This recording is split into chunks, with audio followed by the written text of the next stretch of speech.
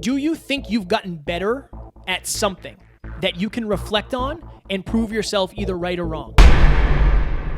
And again, this is about self-awareness. How self-aware are you about the things that you want to be really good at? Ladies and gentlemen, welcome back to another very special, as always, Next Level University Weekly Mastermind. Fire. Week number 44. It's interesting. We're coming up on a year here in the next couple months. Blows my mind. Today, we are going to talk about getting to your next level of self-awareness. So for those of you who don't know, and may have joined us recently, this used to be called the Hyperconscious podcast. Hyperconscious means acute awareness. So we have always been very big on self-awareness, because at the end of the day, the more you know about yourself, the more successful you'll be able to be, because you'll understand, at the end of the day, you should know more about yourself than anybody else. And if you don't, in the wise words of Alan, you be Jeffin. Oh, yeah. So the pre-frame on this, it's almost like, I remember I had a coach one time, and I'll keep it anonymous, amazing coach. In hindsight, I really screwed that relationship up. But basically what he said is the people that are the most successful, Alan, are the people who can handle the most truth. That's what this is going to be. It's really easy for all of us to blame external circumstances as to why we aren't as successful as we want to be or why things aren't working out. But at the end of the day, we're going to have to collect feedback. And so in my head, just to all of these principles that we're going to give you today, stories, lessons, all that stuff, is going to be predicated on this one thing of like, the world is a mirror. If I ask Kev, hey man, what do you think about my podcasting abilities? Where do you think I could improve? I'm going to get an answer that can help me improve. Pretty good. Thank you, brother. Yeah, pretty good. And I think that that's a mirror, though. And all of this is going to be some form of feedback. A lot of people spend their life seeking truth and seeking feedback. Other people spend their life kind of avoiding tough truths. We're all kind of one or the other in all different areas. The question is, how do you get more percentage towards the seeking truth? And how do you do it consistently and sustainably? Bada bing, bada boom. As always, feel free to interrupt us at any time, or you can put it in the chat. You can private message Amy for any questions. And you ready to roll? Ready. Boom. Number one, a lot of people talk about not living in your past. I think that is very good, but I think you should visit it occasionally. So some of you actually may have been there. I think it's on our YouTube channel, so you may have seen it. But Alan and I spoke at Top Notch Live. It's an event that we co-hosted that was last year, January of 2019. I think it was January 2020. Okay. Amy, which one is it? Because you know. 2020. It was last year. Thank you. You're welcome. I appreciate you. So, Appreciate you. of course, Alan and I spoke, and that was my first real time speaking on stage, because we did another speech, but it was a live podcast. So I thought I did really well. Like, I remember getting off stage and being like, that was a 10 out of 10. Like, Brant's coming up, good luck. Like, Mark Metry, good luck. I really felt like I knocked it out of the park. And I did. I did a really good job for my ability level at the time. But I recently looked back on it and watched it. And my initial reaction was like, oh my God, you're not nearly as good as you thought you would be. Okay? How often are you actually reflecting on your old work? And this could be anything. This could be things you've written. This could be conversations you've had. Like Alan said, this is heavy on reflection, but I think reflection is one thing that people don't do enough because there's a lot of pain associated with it. So I reflected on this speech, and I was thinking to myself, like, okay, I feel like I did this really well, but from a higher level of awareness, which I have now, I can tell that I was nervous. I was very stiff. I came off definitely with a little bit of an ego, because I think it's my natural reaction to try to ego up a little bit to feel safe. I was able to reflect on all this stuff, and that helped raise my awareness of like, okay, you thought you were a 10 out of 10. Now you think you're a 9 out of 10 in a podcast setting. What are you really? You're probably actually like a 6 or a 7. So that really made me, and Alan and I have talked about this, that made me want to double down when it comes to speaking. I want to learn more about podcasting and, really bringing the energy when it comes to the guests and having better intros and asking better questions. Like, that is my goal now. Would I have had that goal if I didn't reflect? Probably not. Okay, now, some of you might be saying, well, I don't have any speeches or podcast episodes or any of that to reflect on. Do not worry. Number 9 is going to be for you guys, so I promise we have that in there. So my question for you, do you think you've gotten better at something that you can reflect on and prove yourself either right or wrong? I think a lot of people, you'll hear this. Alan and I have heard this a lot. I used to be better than I am now, or I used to look this way and I don't anymore. That's heavy, heavy feedback. Kevin's favorite, I used to look like you. I used to look like you. I get that a lot. And maybe you did. Maybe you did. But I think a lot of people say that, and I think some of it's delusional. Just like, I could say I used to be as good a rapper as this person. Like probably not, because you probably would still be doing it. Right? So reflection is super important. At the end of this, I want you guys to figure out if you have something you can reflect on, then do it. If not, I want you to make a pact with yourself that you're going to reflect more. Don't live in your past, but it is very, very important to visit, because you're from a higher level of awareness. You're going to be able to take nuggets back. Nuggets that you wouldn't before. Nuggets. The key here, and the one thing I want to add, when you reflect on a past body of work, whether it be a post you wrote or a tweet you did or a book you wrote or a podcast or a speech or whatever it is, a presentation in college, if you look back and think it was amazing, you most likely have not gotten much better. It's one or the other, right? So every single time we go back and listen to episode 1 of this podcast, it's very, very brutal, because in comparison, we're not even close to as good, even though back then we genuinely thought we did a good job.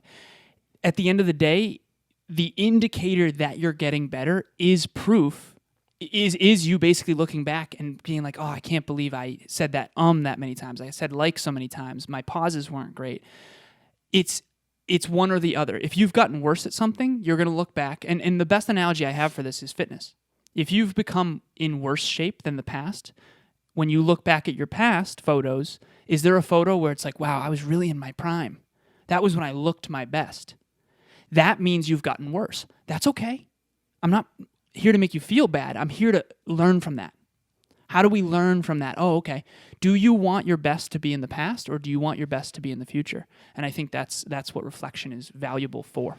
You know what I should do at the end, if we have time? I should pull up like an old episode so we can play it. I would love to through do the that. microphone. If I had the cables, I won't do that. But yeah, I think we should do that for purposes of exploration. Yeah, for self-awareness. Self-awareness. Perfect. You're Purposes.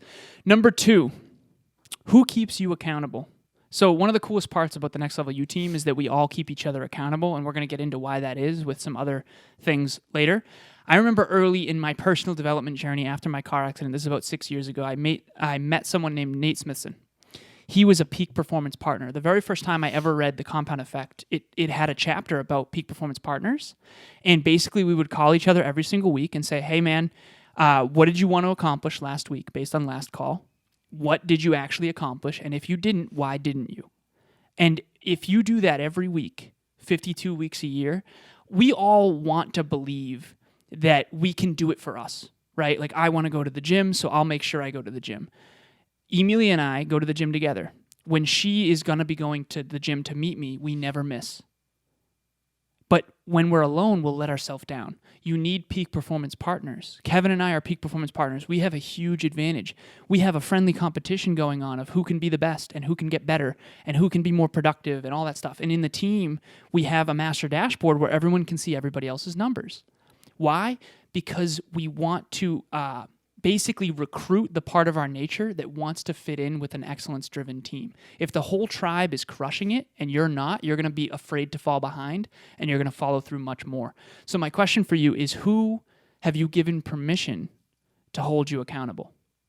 Kevin and I have given each other permission to hold each other accountable. If I'm not doing my work, he'll notice, and vice versa. I talked to him today about updating one of his sheets or whatever. The question is, but he wants that, right? If you want to be a peak performer, you're going to need peak performance partners, and you're going to have to give people permission to kind of call you out. So the action I want you to take is send a text. Send a text to one person who you know wants to be a peak performer. Hopefully it's someone in this community. Send a text and say, listen, would you be willing to jump on the phone with me for a half hour a week and dial in how we're doing? Can you imagine what your life could look like if you did that 52 times a year? It would be completely different. And then you'd look back and reflect and go, wow, I used to be so terrible. That's okay. That means you got better. And the other beautiful thing, too, is your peak performance partner is also going to be getting new levels of self-awareness that they can then share with you. right? That's what a mastermind is. A mastermind is a bunch of people coming together and having different ideas and different levels of awareness and different areas of expertise. And that's how you really, really level up your self-awareness, because you're going to be learning stuff that you might not normally. I've learned so much from Alan in terms of numbers and that sort of thing, just because Alan's expertise is there. I've taught Alan a lot about vulnerability, but as he gets more vulnerable, I then learn more about vulnerability, right? So it's the gift that keeps on giving as long as you do it right. It's challenging, but it's definitely very worth it. Yeah. Okay, here we go. Number 3, a lot of people run from their mistakes, okay? And at the end of the day, mistakes are truth, and you cannot run from them. So are you willing to turn and face them? So Alan and I, speaking of another speech that didn't go as well as Top Notch Live, Alan and I had the pleasure of speaking to the Movement family. So a buddy of ours, Michael Gorman, does a lot of charity and nonprofit work in Lawrence and around some tough areas that there's a lot of homelessness and a lot of people struggling. So he has a group that he does weekly speeches to, and he invited Alan and I to go. And at this point in my speaking career, I was feeling quite confident, probably cocky, and I didn't do nearly enough prep. And you guys, if you're a speaker, maybe you know this, if you're a podcaster or coach or anything like that, once the lights were on me, I was like, oh no, I am in trouble. I have done something wrong here. And I knew very quickly that I was in trouble. Not my best work. Literally, I told Alan, so we finish it up. You know, it was like Mike said it was great. He said, I'd love to have you guys back. I appreciated all that, but it just wasn't up to my standards. And I knew it, and Alan knew it, because we talked about it on the car ride home. So I literally said, or Alan said, I don't know who said it, but we should honestly take that footage, because we recorded it all on this camera and our other one, and we should watch that back. Like, it would really benefit us to get the feedback from that speech, especially because I know if I wait a week or 2 weeks, I'm not going to watch it. Like, there's just too much pain associated with it. So we went to Alan's place. I think it was like 1 a.m. when we actually started watching it, and we watched the whole thing. A couple things happened. One, I realized it wasn't as bad as I thought, which is always interesting, but I saw some really good points that I made, and I also saw some points where I could have done better. And I locked that in terms of, okay, this is the prep I have to do from now on.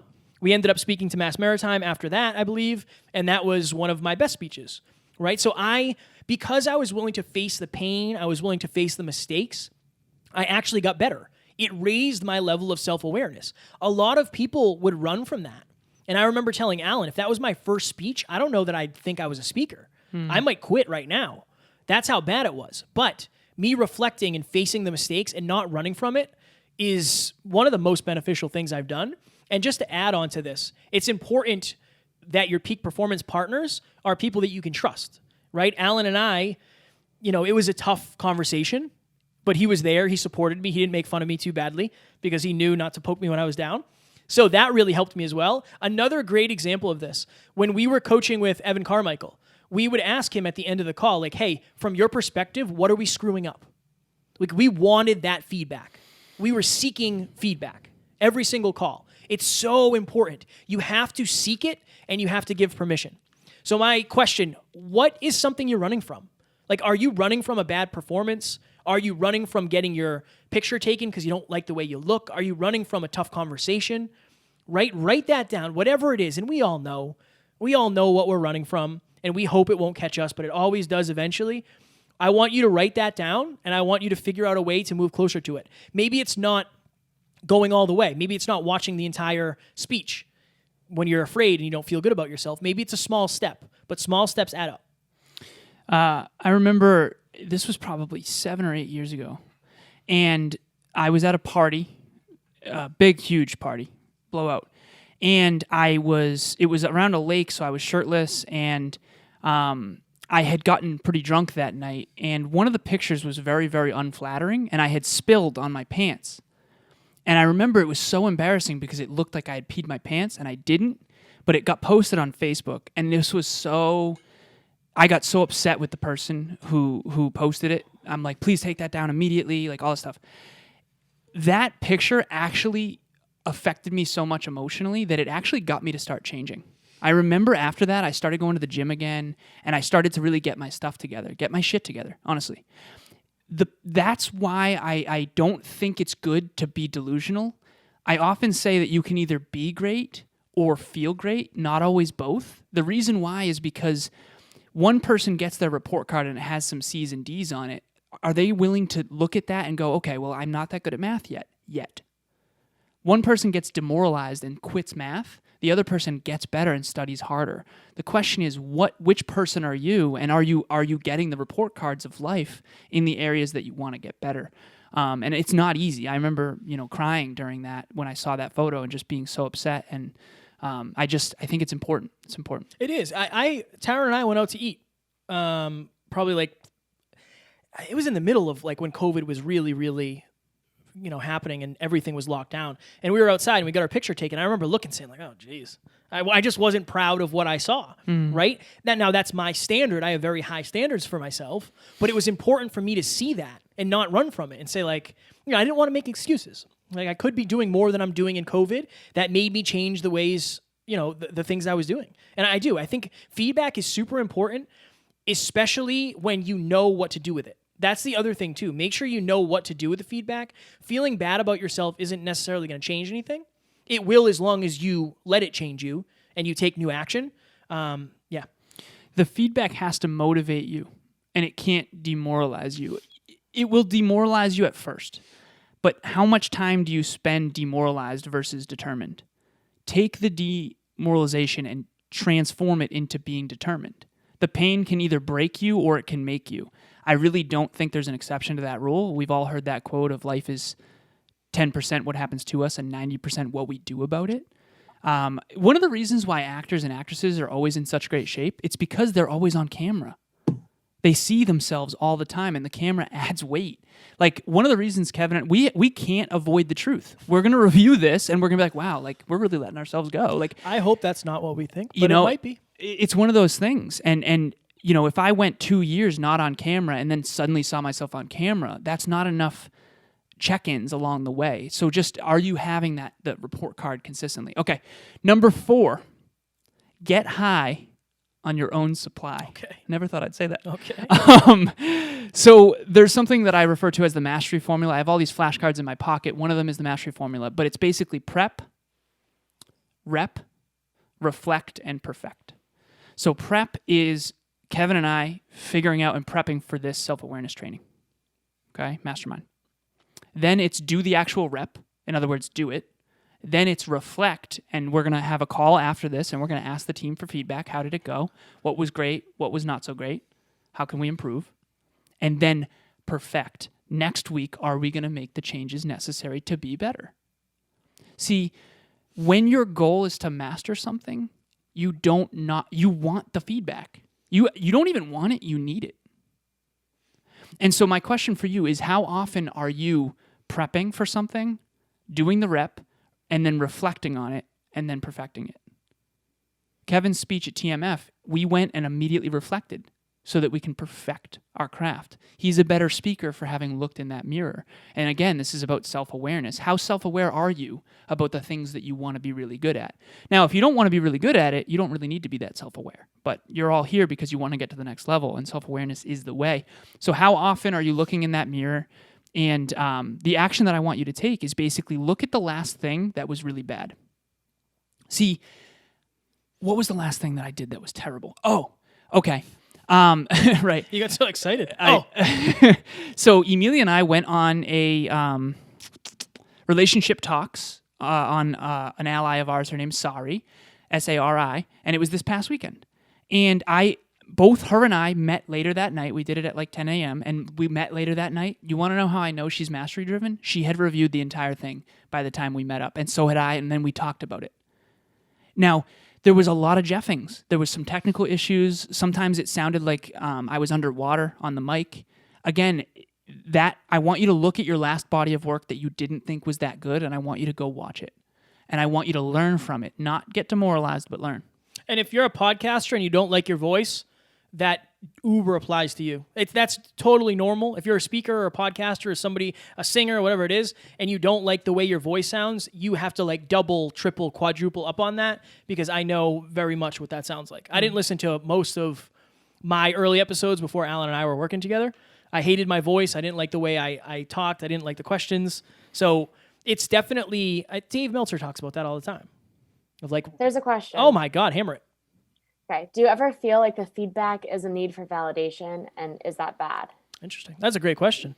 I think you have to be self-aware when it comes to that, of understanding why you're looking for, like, what is the feedback you're looking for? So and I always talk about this, when Alan and I are doing really, really well, or I'm burning down, I seek feedback.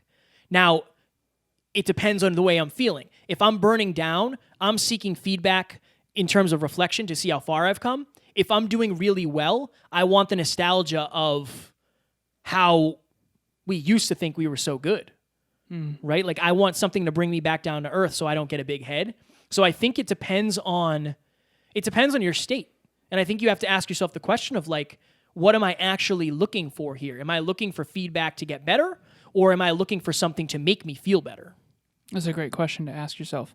Yeah, why am I seeking the feedback? Am I seeking it because I want to be complimented, or am I seeking it because I actually want to improve? Those are two different lives right there. So let's say to answer this question, I'll just use a little example. Let's say you're going to the gym. Let's say, and I really love this analogy. It's actually Greg Plitz. It's not mine. So imagine you have a crush on Susie, and you're a guy, and you're going to the gym.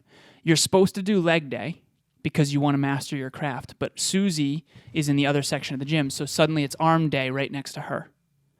The thing that I find most fascinating is that the person who's chasing the external validation is going to be the one Susie's not attracted to. The person Susie's going to be looking at is the person who's mastering their craft in the corner, not worried about external validation. This is just a simple truth. The people who need external validation the least actually end up with the most of it. It's like this weird dichotomy. I think it's because of an abundance mindset.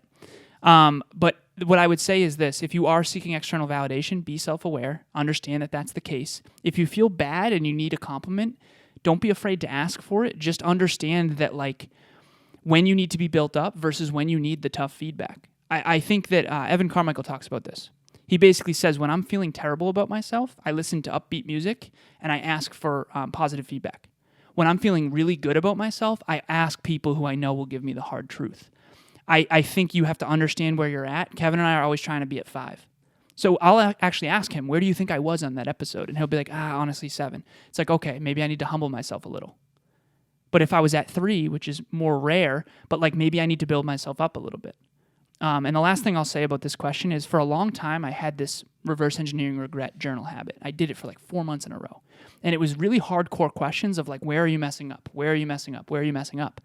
And I remember it was Emilia's birthday. I took her to Newport, and I was like, I feel terrible about myself. I don't understand what's going on.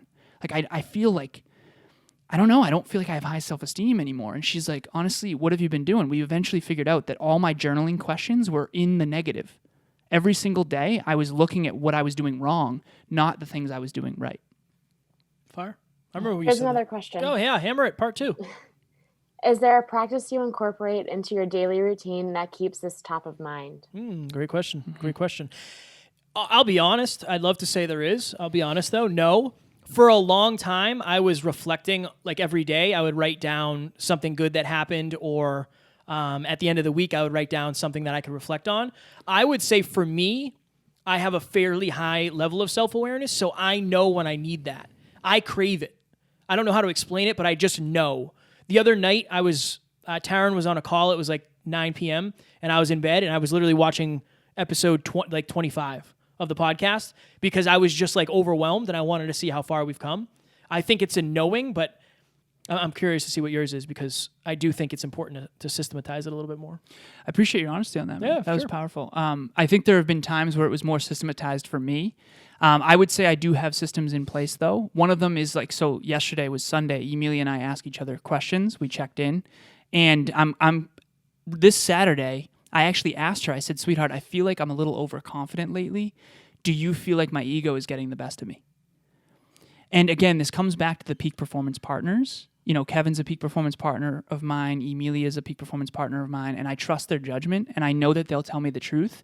And they also won't. There's a reason why I ask them questions like that, because some people who are maybe insecure might consider me cocky when I'm really not.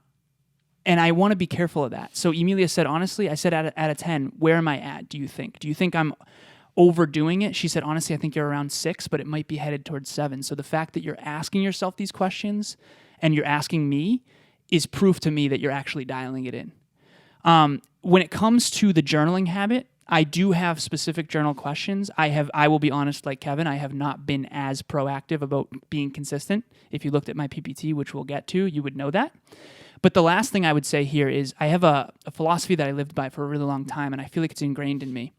It's called #CanI, a commitment to constant and never-ending improvement. I got it from Tony Robbins. And basically, the questions that you ask yourself constantly, one of mine is, what's the best use of my time right now? Where am I not getting better when I should be? The questions you're asking yourself, I think that's probably part of why Kevin doesn't feel like he needs as much, is because he's probably consistently asking himself, like, where am I not getting better? Where am I getting better? What could I be doing better? Like, we have that habit.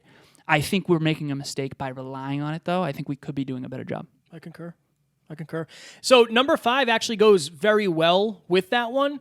One of the reasons that I don't necessarily have a habit that I practice is because all of the other habits I practice actually force me to reflect. So pressure makes diamonds, okay?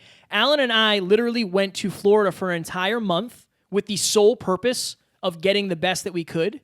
And I was more overwhelmed in that month with Alan and our mentor, T-Mac, and the podcast that we did and the traveling we did and just the work that we did. Like, we were literally getting up at 5 a.m., going to the gym, and then working 12, 13, 14-hour days every day. We worked the entire month of December, and, T-Mac knows a lot about business, and he's been very successful financially, so I was always in the pressure cooker. So much, in fact, that the first episode we recorded when we were down there was Pressure Makes Diamonds. Pressure Creates Diamonds. That was the first episode that we did when we landed in Florida. We did it the day that we landed. Makes sense. So for me, I think one of my, I don't want to say superpowers, I think one of the things that I'm good at that has really, really benefited me is the ability to get in over my head and stay in over my head. So when I'm in these conversations with Brant Pinvidic or T-Mac or Dave Meltzer, Evan Carmichael, for me, I'm way in over my head. So I have to start asking myself questions. I have to reflect and say, like, okay, why did I feel that certain way? I think it's super important, and I think a lot of people avoid that, right? So think of it this way. I was super emotionally driven, and Alan was super strategy, long-term, numbers, all that. My natural reaction is to avoid Alan because that's a lot of feedback. That's way out of my comfort zone. That's going to overwhelm me, right? That's just me in over my head. When at the end of the day, I needed that more than anything. And I think vice versa, right? Alan needed the vulnerability and the emotionally driven side, even though for him, that was him being in over his head, like talking about feelings. It wasn't ever really that bad. He never said that. But I think that we tend to run from the thing that we really need the most. When's the last time you were really, really in over your head? And by design, a lot of us end up in over our head, but by accident. And if it's by accident, you might not be proactively building from that. You might be super reactive. You might have a negative association to it. That is easily one of the most important things for me over the last 3.5 to 4 years is constantly being in over my head, but being okay with it. And I do think it's a muscle. I think you can start small and understand that, okay, it didn't kill me. It's not as bad as I thought. But I want you guys to start doing that. I want you to proactively and intentionally seek that. Seek the pressure. Now, obviously, you have to filter it and make sure it's not too much. But I think most of us are naturally running from it when if we leaned into it a little bit more, I do think that our level of self-awareness would raise because sometimes you don't know what you're capable of until you go past what you're capable of.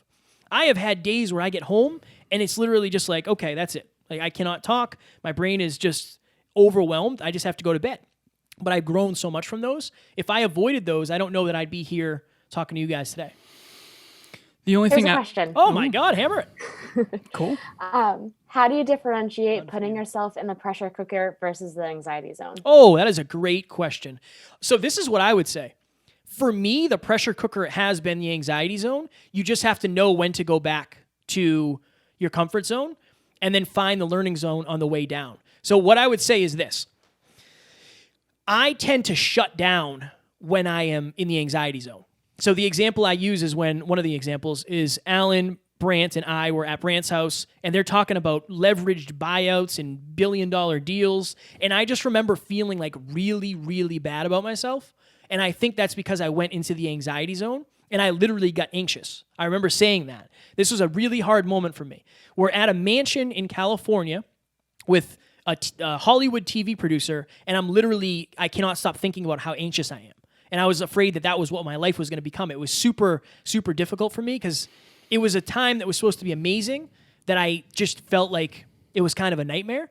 So I think you have to start really small, because if you put yourself in pressure and you're still learning and you're in the learning zone, then you know you're not in anxiety. You can always go more. You can always go deeper, but sometimes when you get in too deep, it's hard to take a step back.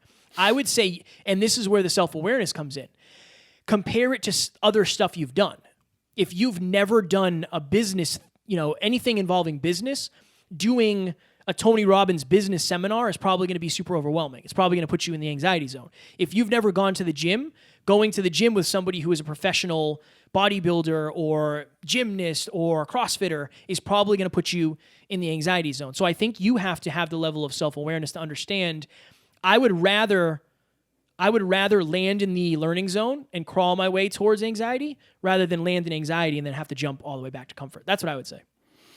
So I'm going to do, Amy, what you don't like when I do, but I would love it if you'd please repeat the question. That was a long answer, so I can understand. Strong answer. I got you. No, you haven't asked that in so long. It's been weeks. How do you differentiate putting yourself in the pressure cooker versus the anxiety zone? Tough question. I think one of them, I think it's unique to everybody, but here's what I would say. You have to understand that the human condition is the ultimate adaptation machine. So physical, mental, emotional, spiritual, it's almost like, okay, if you live in California and then you travel here and it's snowy out, you're going to feel freezing cold even with a big jacket on. The human mind, body, heart, and soul are unreasonably adaptive, and you have to trust that, I think.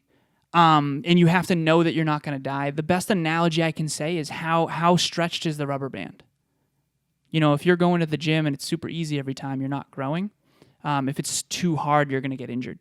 So you have to always gauge it, and you have to always ask yourself, am I in over my head enough to grow, or might I burn down? Because remember, the person who gets injured in the gym because they are in the pressure cooker for too long, they're out of the gym for 3 months versus the person who could have been more consistent and incremental along the way. I think the key is to stay in the learning zone. And the last thing I would say here is I read a book called Peak Performance. Powerful book. I actually forget the author. I apologize. But basically, the formula is this. Stress plus rest equals growth. Not the stress we're all used to hearing, like, oh, I'm so stressed out. No, like actual stress. There's a reason why in New England the Patriots played with deflated balls in bad weather. They wanted to stress their capabilities in practice. Practice is controlled failure. So it's like, let me make it really, really hard when it's easy, when I'm not in front of 60,000 people, so that when I am in front of 60,000 people and the pressure's on, it's easier for me. For Kevin and I, we do these masterminds every single week. So now when we go give a speech, we have so many reps under the belt where it's really challenging so that it's easier for us. Very few people can give 36 brand new keynotes every single year over year. It's like very rare. That's part of why we do it, and that's why we're going to get better, even though almost every time we feel like we didn't do that great of a job. So long story long here, basically you have to know yourself, and you have to know where your limits are, but you have to be careful not to be too soft on yourself either. If you want to get better, you're going to really have to stretch. You got to compare. I think that's what it is. You have to have something to reference. And we always use the gym as the analogy because it's just, it's numbers and weight, and it's easy to do. But like, if you've never lifted weights before, you don't know where to start. So if I said like, hey, lift this weight, that might put you in the anxiety zone. You might hurt yourself. But somebody else might say like, well, just try the bar, and that might be too light. I think you need to do one rep to figure out, like, you need to figure out your set point. I would say that. You need to figure out what your set point is and where your thermostat is set, and then go from there. Kev, when you go in the gym, I was talking to Amy last night. She does 40s for overhead press. I was like, Jacked. wow. She's jacked. Yeah, that's impressive. When you go in the gym, your first set is to gauge where you're at for that day, right? Yeah. Same. That's what I'm trying to do. I think that's what he's talking about. It's almost like I don't have a certain weight that I go to. Each day is a little different based on how much I carbed, how good my sleep was, the time of day, how I'm feeling. So you have to be really intuitive. And again, this is self-awareness. So I think trust your intuition. # hyperconscious. Fire. Is it me next? It is you. Yeah, Number 6. Okay, what are we doing on time here? We've got 24 minutes on the clock. Number 6, be your own gold digger. Nice. Thank you, man. All right, so we've already talked about this a lot, but the questions that you ask yourself are everything. Questions are the answer. So I remember we were interviewing Mark Champagne, and that whole interview, if you go back and listen to it, is about the questions. He's basically into mental fitness, which is basically come up with questions to ask yourself to become more self-aware. He did a research study on Kobe Bryant, R.I.P., and I guess Kobe Bryant, the question he would often ask himself, and I've actually since listened to interviews with Kobe, and he talked about this, where am I negotiating with myself? He's like, he literally talks to himself, and he says, Kobe, you said you were going to do this training program, non-negotiable. It's non-negotiable. Stop negotiating. You do 15 reps. Okay, now he's obviously very hardcore, but one of the reasons why he was so good at his craft is because he stopped letting himself off the hook. All of us let ourselves off the hook all the time. And I'm not saying you never should, but you got to figure out where you are and ask yourself that question. So I started using that question constantly ever since that interview. That interview really changed my life because I often ask myself, where am I negotiating with myself? Where did I say I'd go to the gym and not? Where did I say I'd eat healthy and didn't? Where did I say I'd track my calories but didn't? Just being aware of it is super important. So what's one question that you can consistently ask yourself that's going to get you to let yourself off the hook a little less, little less, little less? So tonight before bed, ask yourself that question, come up with it for you, and then every single night before bed, just ask yourself, like, where did I let myself off the hook today? Where did I say I would do something and didn't? That kind of stuff. What's your question? For tonight? No, just in general, other than that. What's the most valuable use of my time right now? Where did I invest my time wisely today? Who did I help get better today? Did I get better today? Where did I master communication? A lot of questions. Where have I not improved lately that I should? That's one of them. My biggest one that I've been doing lately is where's the best investment of my time? Am I spending my time on the top leverage points? And then the second one is where am I negotiating with myself? Powerful. Yeah. I always say, what would the best version of Kevin do? And then will I feel bad about this later is another thing. Just because sometimes you know what you should be doing and you need to put yourself in you need a little boo-boo. Where am I letting myself off the hook? That's another one. That's another one. Yeah. Boom. So you might not know yourself at a deep, deep level. You might not know everything about yourself, but everybody knows a specific thing about themselves, okay? You should really know yourself better than anybody. Now, you might not know everything. You might not know why you think the way you think, why you feel the way you feel, but you should be able to start to notice patterns. And again, we're going to be talking about the truth here. So you have to truthfully admit what your patterns are. So this is something I've talked about in the past, but this was a very, very hard realization for me. But it was also very powerful because it unlocked a lot inside me. So when Alan and I spoke in Florida, we were hanging out with Eddie Pinero and Alex Hinkle at the gym. We were working out at Eddie's apartment, and I remember we were crushing the workout. It was an amazing day. We had a really great day. We got work done. We were spending time with our friends. It was great. And when I'm in the gym, that is when I am the most abundant because I've been doing it for so long. But at the end of our workout, we started talking about business. And then I got very insecure. I felt like my ego was flaring a little bit, but I also felt like I wanted to go hide in the corner at the same time. I didn't talk about business back then. I didn't know much about business. We weren't really a quote-unquote business yet. We didn't have a lot of the business things that we needed, that we were practicing. We just weren't practicing a lot of those. I started to notice a pattern. Every time we would talk about something that I wasn't comfortable in, I would revert. I would get really quiet. I would get super insecure. I would kind of turn off. And that goes back to the anxiety zone. When I turned off, I wasn't curious anymore. And when I wasn't curious, I wasn't trying to be constructive. So that's another answer to the anxiety zone thing. So you have a pattern. I don't know what it is, but you do. If you reflect enough, you will learn about it and you'll be able to put a stop to it. Maybe when you walk by a mirror, you don't look. This is another great pattern that a lot of people have. When you're out to eat with your significant other or your friends and they get up and go to the bathroom, do you pick up your phone? If you do, that's a pattern. Do you know why? Probably because you're afraid of judgment, or you don't want to be alone and look stupid because for some reason we've equated as human beings sitting alone, not doing anything, it just looks bad. Like Steven Glansberg. I don't know why that is, but that was another pattern that I saw myself doing. Taryn would get up and go to the bathroom, and I immediately, it's like this pull. It's like there's a magnet in my hand that goes to my pocket. I need to be looking at this. I don't want people to think I'm here by myself. And that's something I really started practicing. Like, I'm not going to do that. I don't need to do that.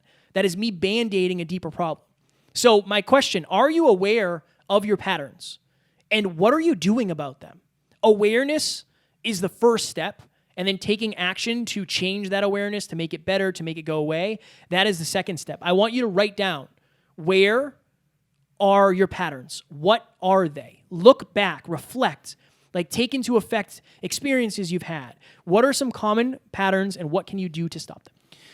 So this is going to be the first time I ever do this. I have to use the restroom really, really badly. Okay. Do you mind jumping to 10? I'll jump. Or 9, rather. I'll jump and to be 9. Right back. Yes. Okay. So as I promised earlier, this one here is for everybody. So I know I talked earlier about reflection, and maybe you're not a podcaster, maybe you're not a speaker, maybe you don't have a lot of content to look back on.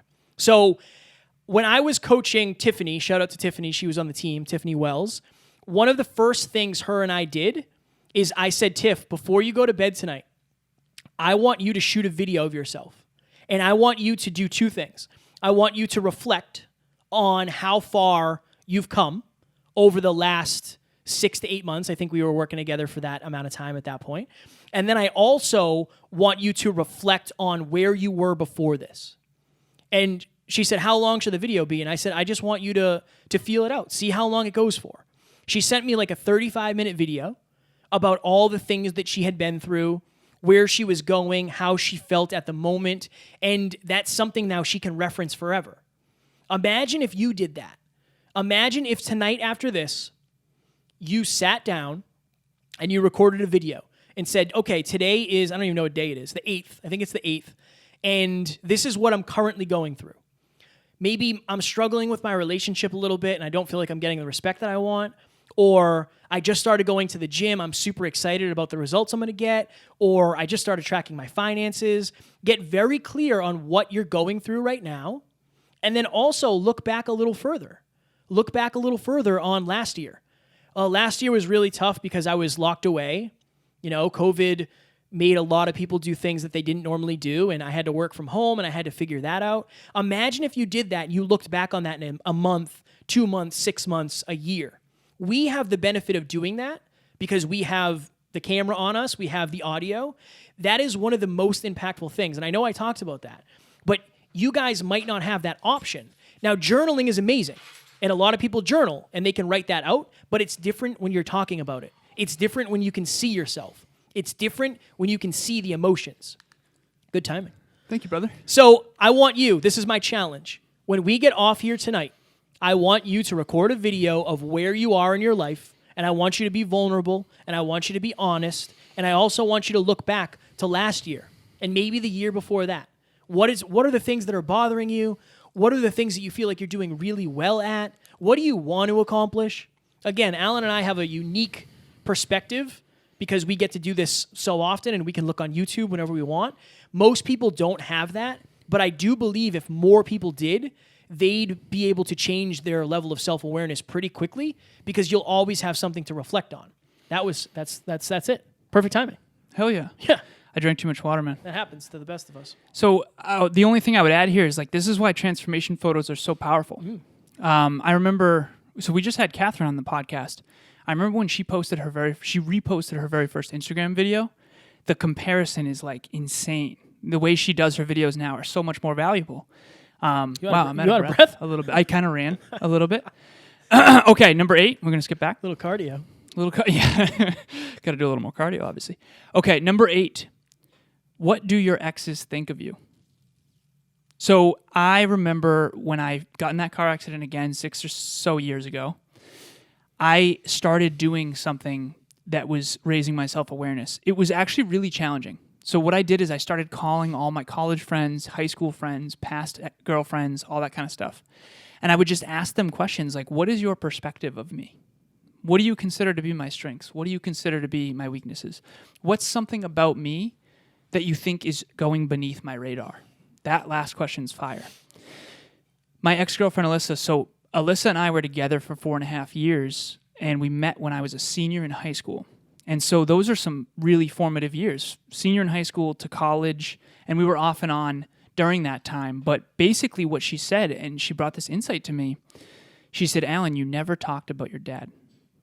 Like, no matter what, if it ever came up, you just refused to talk about it. What she got me to realize in that conversation, because I had the courage to have that conversation, is that I avoided the pain of my father's death for a very long time. And that was very synchronistic because I had just gotten in a car accident a year prior to that when I was 26, and my father passed away when he was 28 in a car accident. And I've seen the photos of his car, and my photos of my car don't look very different. So I was given this second chance. And the reason she said that is because she wanted to, well, first of all, she never said that before I asked. That's the thing. People don't want to hurt you, okay? When you grow up with a father who passed away, very few people want to bring that up because they don't want to hurt you. So the fact that I never talked about it, people kind of let me avoid that because they knew I didn't want to go there, but that was holding me back because I since have really changed my relationship with that. And, you know, if you're a long-term listener to this show, you know that.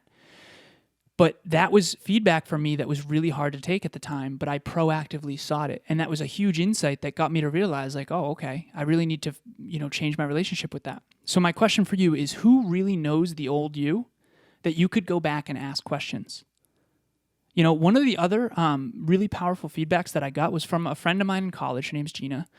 And she literally said, Alan, you always dated girls who were beautiful, but I don't think they valued intelligence like you do. And she honestly thought that was a mistake. She's like, I feel like there's a lot of really intelligent women that you could date that you'd get along with better. Again, those are her words, not mine. She's right.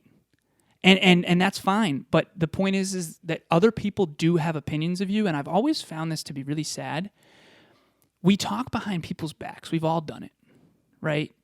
There's that great quote of like, I think it was Eleanor Roosevelt. She talked about how really intelligent people talk about ideas and, low forms of people basically talk about people.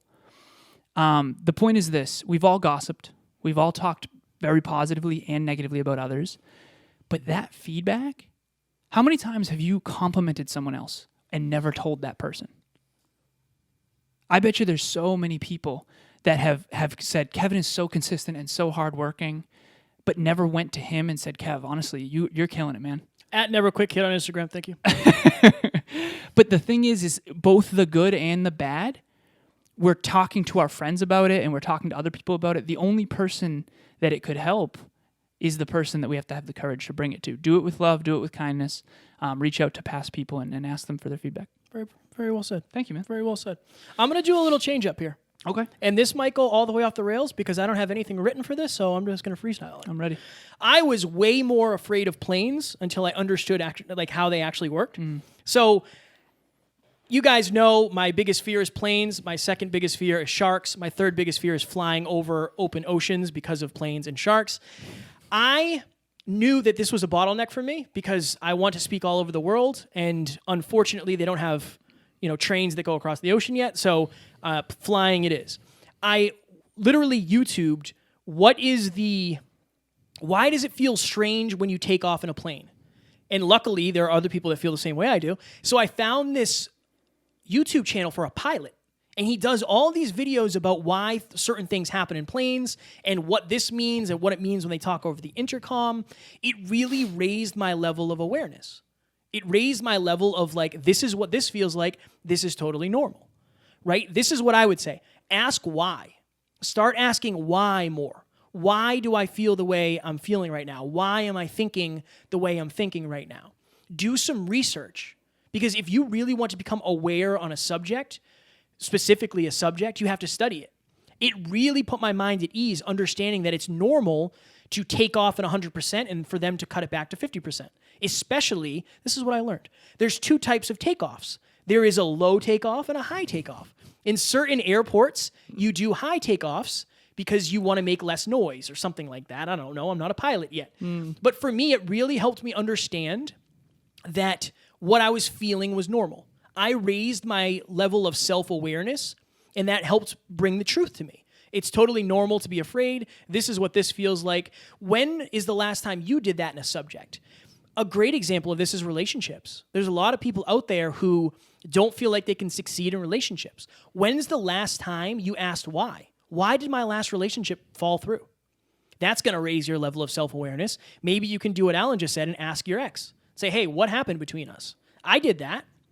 I did that when my ex left me, the one I always talk about who wanted to go to California. I asked my other ex who I was friends with, I said, hey, do you think I was depressed when we were together? Because that's something that had happened, right? That raised my level of self-awareness, and that helped me understand myself at a deeper level. So, What did she say, if you don't mind? I don't remember. I think she said yes at times.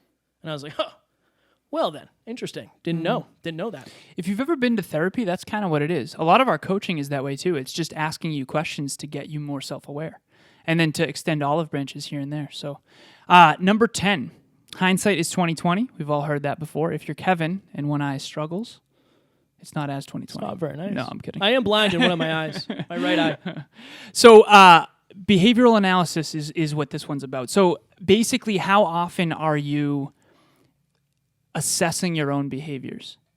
You know, you have thoughts, you have actions, you have feelings, you have beliefs, and they're all connected.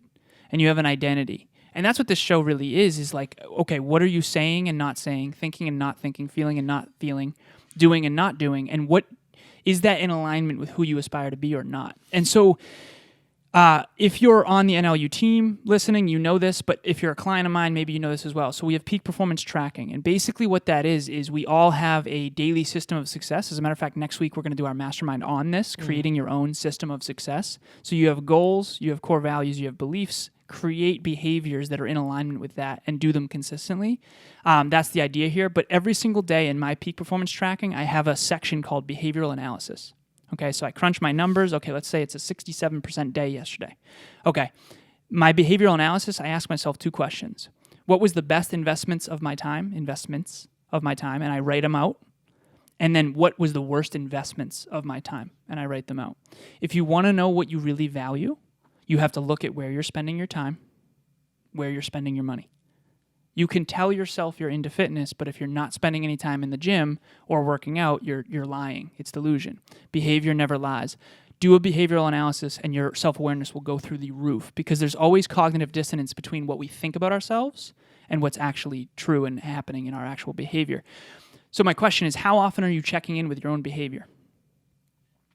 And what I want you to do is I want you to go into your calendar and I want you to review the last couple weeks and just look what's in there. You know how many people say that like family is really important to them, but yet their family's not in their calendar? That's a big one. Same with like fitness, different things like that. So Emilia and I, we spend 2 nights minimum per week together, always on the calendar, and we schedule in advance. So if you want to understand yourself, you got to look at where am I spending my time, where am I spending my money, what was the best investment of my money, what is the worst investment of my money, what's my best investment of time, and what's my worst investment of time. You want to double up because you didn't do your other one. You want me to do the bonus? Yeah, because that was what I just did. I did an audible. Okay. Yeah. Sounds good. Okay, so last thing here. We got 5 minutes to go. My bonus is, what's your most productive day? I'll never forget when I basically had PPT for a really long time, and I actually went back 3 full months. This is 90 days, and I actually tracked my different percentages, and I averaged them across Monday, Tuesday, Wednesday, Thursday, Friday, Saturday, Sunday. So I basically figured out, okay, Mondays. What was my average peak performance tracking number for Mondays? And when I did this, Emilia actually thought it was really cool, but basically what I found out is that my worst day was Sunday. Saturday was actually one of my best days. So I was actually super productive on Saturday and really unproductive on Sunday. And then I had that self-awareness, And I was like, okay, why is that? And then I talked to Emilia about it. I'm like, honestly, I think we can do more on Sundays, and maybe I can take the evening and get my stuff done, because obviously, Mondays are our hardest day. If I don't prepare on Sunday for the week, things go off the rails. But again, I wouldn't know that, and I wouldn't have been able to make that tweak if I didn't do that analysis.